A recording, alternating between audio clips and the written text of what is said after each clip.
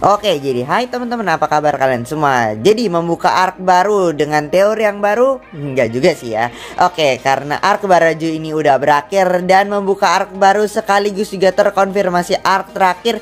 Ya udah, inilah teori Komik Boy Galaxy musim 2 isu yang ke-22 part 1. Oke, pertama-tama kita bahas dulu apa aja yang menarik dari sneak peek Komik Boy Galaxy musim 2 isu yang ke-22 ini. Di sini pertama-tama kita melihat ada tulisan planet Gurlatar dengan ekspresi kaget ya. Kalau dalam versi komik itu pasti ada line-line-nya gitu. Terus ada dialog entah dari siapa, Bobo Boy atau Yaya, yang menyuruh untuk melaporkan hal atau kejadian ini kepada Commander. Dan Feng di sini menanggapi hal tersebut dengan serius dan tahu siapa orang yang tepat untuk menangani masalah ini. Dan kayaknya panel atau halaman dari sneak peek Komik Boy Galaxy musim 2 isu yang ke-22 ini kayaknya masih berada kayak awal-awalan isu gitulah ya. Dan kayaknya ini masih berada di planet Baraju, yang mana di sini kita bisa melihat pada masih pakai pakaian bekas dari arc Baraju ini, dan lokasinya itu ada di hutan Talistiwa ya. Kalau kalian lihat struktur dari pohon-pohonnya gitu ya, masih ada di hutan Talistiwa yang ada di tengah-tengah planet Baraju itu loh.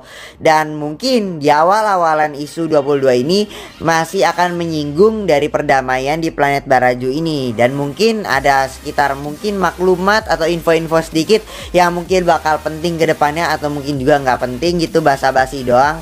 Dan kemudian berkaitan dengan Feng yang menemukan sesuatu ya dalam robot cetak rompak dari Pak Pato ini. Ini kayaknya robot cetak rompak dari Panglima Pairapi ya. Soalnya dari tekstur itu kayak robot cetak rompak dari Panglima Pairapi. Jadi kita simpulkan aja ya itu. Jadi Feng ini kayaknya mengenali atau menemukan hal yang janggal, atau ya tahulah itu yang ada dalam robot Panglima Pairapi itu. Mungkin ya kayak sumber dayanya itu Feng ini mengenali ya sumber dayanya itu berasalnya dari mana. Yang kita lihat Feng itu membawanya dalam sneak peek isu 22 ini. Dan ya Feng ini punya pengetahuan lebih ya di galaksi daripada Bobo Boy, Yaya, Ying, Gopal, atau mungkin juga Kuali. Jadi wajar aja kalau misalnya Feng langsung mengenali dan menyadari hal tersebut, karena dia udah berpengalaman lebih ya daripada Bobo Boy dan kawan-kawannya soal dari galaksi ini ya. Dia udah mengembara duluan soalnya sama abangnya Kapten Kaizo. Dan kayaknya teknologi ini berasal dari planet Gurlatan ya, karena kita lihat di sini ada aura-aura listrik yang gitu, dan listrik adalah sumber energi atau tenaganya gitu. Jadi masuk akal aja. Dan ya itulah tujuan Bobo Boy dan kawan-kawannya selanjutnya. Makanya mereka agak kaget ya mendengar kata planet Gurlatan ini. Ya karena itu tujuan mereka selanjutnya. Selanjutnya kita bahas mengenai gift dari Pacikanas yang sudah diberikan ya lewat Twitternya.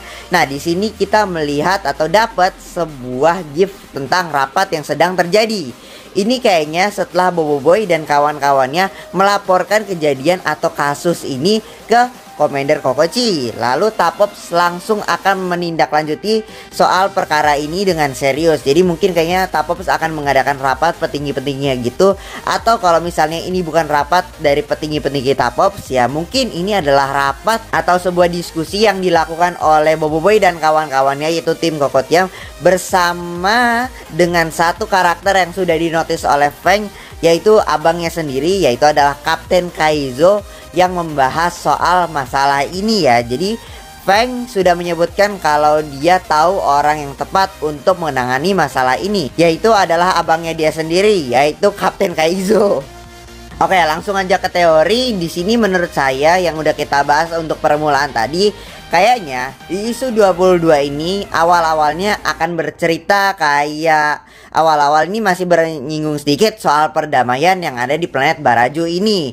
Setelah itu mereka pamit pergi cabut ya. Kemudian mereka kembali ke hutan Talistiwa, tempat Feng markir kapal angkasanya yaitu Lily, dan sembari melaporkan kejadian ini kepada Commander Kokochi. Setelah itu kayaknya Feng akan juga menjelaskan sekiranya apa yang sebenarnya terjadi dan masalah apa yang sekarang mereka akan hadapi, yaitu tentang masalah planet Gurlantar dan juga sumber energi, dan juga mungkin Pak Pato dan juga lain-lainnya gitu, yang mungkin Feng ada maklumat atau informasi soal itu yang mungkin ya sebatas pengetahuannya Feng sebelum nanti akan dijelaskan lebih lanjut oleh Kapten Kaizo. Terus ini adalah setelah cabut ya dari planet Baraju, mereka udah pergi. Itu mereka mungkin pertama mungkin akan menemui langsung Kapten Kaizo, atau mungkin ke markas Tapops dulu karena mungkin masalahnya serius, atau mungkin balik dulu ke Tapops Underground atau Tapops U, mungkin aja bisa gitu. Yang asal di isu 20 kedua ini mereka akan menemui Kapten Kaizo, jadi bertemu ya. Ya entahlah itu di mana, season Tapops Underground, atau mungkin langsung aja ketemu dengan Kapten Kaizo, entah ya di mana. Yang asal mereka meminta bantuan dari Kapten Kaizo ini untuk menangani masalah yang ada di planet Gurlantar, dan juga meminta panduan untuk di planet Gurlatan ini. Tapi setelah ketemu sama Kapten Kaizo, kayaknya mereka bakal ngobrol-ngobrol dulu, atau mungkin Kapten Kaizo akan menjelaskan dulu sedikitnya gitu tentang maklumat yang dia punya. Setelah itu mereka mungkin akan nyusun strategi dulu gimana nantinya sebelum ke planet Gurlatan, dan juga setelah di planet Gurlatan ini. Ya karena kita lihat ya di Boboiboy Movie 2, planet Gurlatan ini bukan planet ecer-eceran. Atmosfernya serem, pasukan elitnya juga nggak bisa dibilang remeh juga ya, GG. Tapi ya meski mereka habis diinvasi sama Retaka, tapi itu nggak fair ya lawannya. nggak sebanding. Oke, yang asal mereka ke planet Gurlatan ini bawa segubrak investigasi tuduhan atau mungkin penyelidikan ya di sana. Jadi nggak bisa sembarangan dengan ya gitu. Mereka harus ada orang yang ahli dalam menangani hal tersebut. Itu makanya mereka minta panduan atau mereka minta bantuan sama Kapten Kaizo yang mungkin sudah ahli dalam hal investigasi, penyelidikan, penyusupan, atau mungkin ya lain-lainnya gitu, karena sang pemberontak legenda. Dan kalau soal Pak Pato yang melarikan diri ya dengan segubrak logam kemilau ini, nggak tahu bakal diapain. Kayaknya ya itu logam kemilau ini akan dijadikan sesuatu yang penting ya dalam final arc ini, entah itu apa buat persenjataan lah gitu ya. Dan di sini kita juga lihat di akhir isu 21 kita melihat Pak Pato ini sedang ke sebuah planet yang mana kalau lihat atmosfernya itu ya mirip sama planet Gurlatan yang ada di Boboiboy Movie 2. Jadi ya udah, ini adalah planet Gurlatar yang dituju oleh Pak Pato dalam ending isu 21 ini ya, bersama dengan karakter misteriusnya itu. Dan ya ini akan ada investigasinya lebih lanjut di planet Gurlatan nanti bareng Kapten Kaizo dan juga Boboiboy dan kawan-kawannya. Dan juga mereka mungkin akan nanyain soal penjualan teknologi yang mereka jual, atau mungkin hubungannya dengan Pak Pato, atau mungkin lain-lainnya gitu.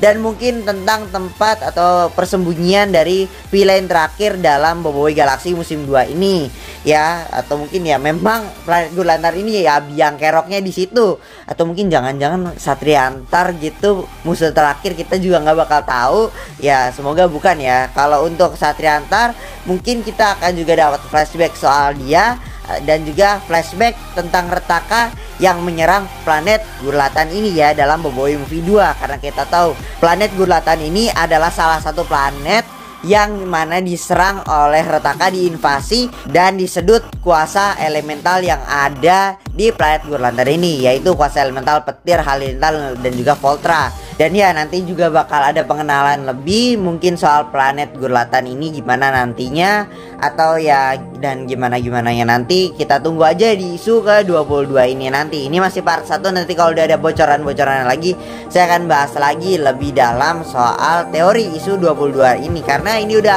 arc terakhir, dan ayolah arc terakhir harus penutupannya mantap gitu kan. Nah ya udah, kalau misalnya kalian ada teori atau hal yang mungkin saya lewatkan, pendapat kalian sendiri silahkan tulis aja di kolom komentar.